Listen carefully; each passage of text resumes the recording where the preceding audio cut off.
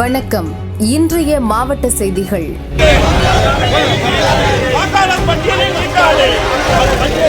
எஸ்ஐயை ரோட்டில் தள்ளிய திமுக நகர செயலாளர். சிவகங்கை மாவட்டம் தேவக்கோட்டை 27வது வார்டு கவுன்சிலர் மற்றும் திமுக நகர செயலாளராக இருப்பவர் பாலமுருகன். இவரது பெயர் சிறப்பு தீவிர வாக்காளர் திருத்த பட்டியலில் இடம்பெற்றிருந்த நிலையில் 2002-2005 ஆண்டு விவரங்களை சமர்ப்பிக்காததால் ஆவணங்களுடன் ஆஜராகுமாறு குறிப்பாணையை தேர்தல் ஆணையம் வழங்கியது. தன்னை பெயர் நீக்கம் செய்ய முயற்சிப்பதாக கூறி பாலமுருகன் தனது ஆதரவாளர்களுடன் நகராட்சி அலுவலகம் முன்பு ஆர்ப்பாட்டம் செய்தார். திடீரென ரோடு மறியல் போராட்டத்தில் ஈடுபட்டார். தேவக்கோட்டை பஸ் ஸ்டாண்ட் அருகில் போராட்டம் நடந்ததால் போக்குவரத்து இடையூறு ஏற்பட்டது. இதனால் போக்குவரத்து திருப்பிவிடப்பட்டது. ரோடு மறியல் செய்ய வேண்டாம் என தடுத்த டிராபிக் எஸ்ஐ மைக்கிளை கவுன்சிலர் பாலமுருகன் தாக்குவது போல திமுக நகர செயலாளர் கையால் தள்ளிவிட்டார். போலீசார் போராட்டத்தை கைவிடுமாறு கேட்டுக்கொண்டும் திமுகவினர் கண்டுகொள்ளவில்லை. டிஆர்ஓ விளக்கம் அளித்தால்தான் போராட்டத்தை கைவிடுவோம் என அடம்பிடித்தனர். பின்னர் சிறிது நேரம் ஆர்ப்பாட்டம் செய்துவிட்டு கலைந்து சென்றனர். ரோடு மறியல் செய்ய வேண்டாம் என தடுத்த டிராபிக் எஸ்ஐயை தாக்குவது போல திமுக நகர செயலாளர் கையால் தள்ளிவிட்ட சம்பவம் போலீசாரிடையே பரபரப்பை ஏற்படுத்தியது.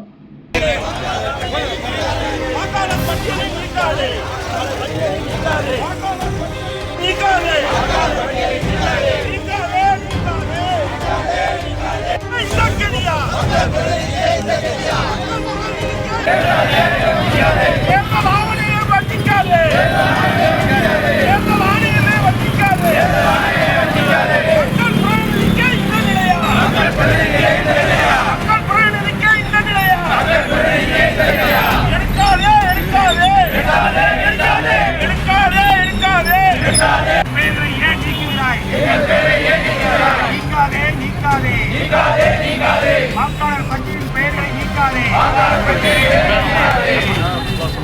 படிக்காதே,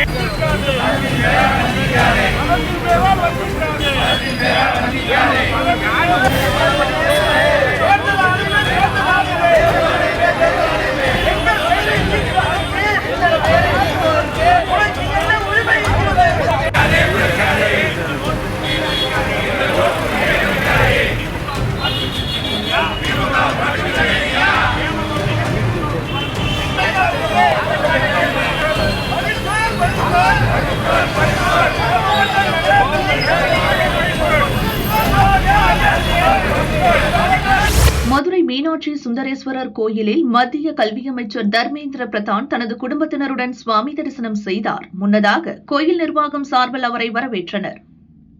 We have completed successfully the 4th edition of Kasi Tamil Sangamam. Yesterday we could successfully organize the concluding program at Sri Rameswaram ji. Honorable Vice President of India addressed the gathering. This Kasi Tamil Sangamam is the statement and civilizational link between different part of our country, especially Kasi and Rameswaram. Many people are now participating in Kasi Tamil Sangamam.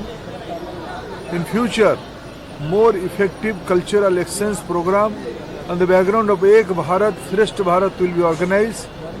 I am thankful to Honorable Prime Minister Sri Narendra Modi ji to envision this great cultural bridge between two parts of our country.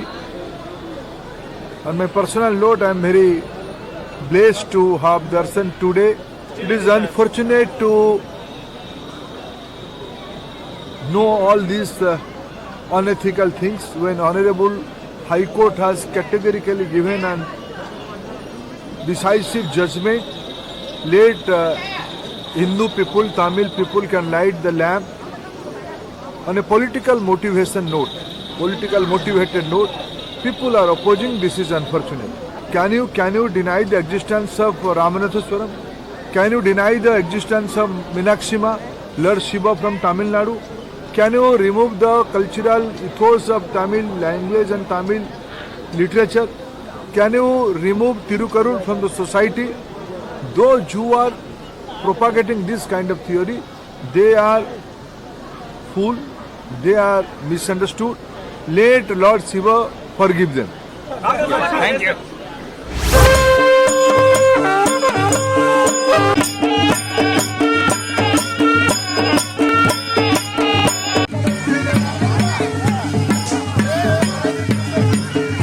Nilgiri மாவட்டத்தில் சுமார் 7 மலை கிராமங்களில் கோத்தர் பழங்குடியின மக்கள் வாழ்கின்றனர். குன்னூர் கேத்தி அருகே உள்ள கொல்லிமலை கிராமத்தில் கோத்தர் இன மக்களின் பாரம்பரிய திருவிழா நடந்தது. ஐயனூர் அம்மனூர் எனப்படும் மூர்க்கம்பட்டராயர் திருவிழா விமர்சையாக கொண்டாடப்பட்டது. ஆண்டிற்கு ஒருமுறை மட்டும் திறக்கப்படும் குலதெய்வ கோயிலில் கோத்தர் மக்கள் சிறப்பு பூஜை செய்தனர்.